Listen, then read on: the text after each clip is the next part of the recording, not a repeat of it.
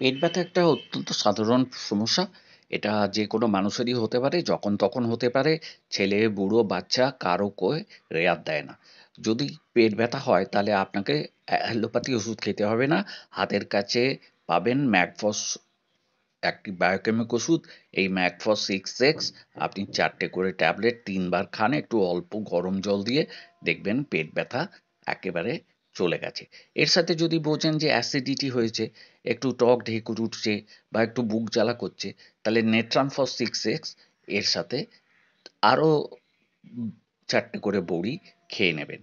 বা পাশাপাশি এটাও করতে পারেন, ম্যাক্সফক্স 6X আপনি ২ টো ট্যাবলেট নিলেন, নেটামফস 6X আপনি ২ টো ট্যাবলেট নিলেন।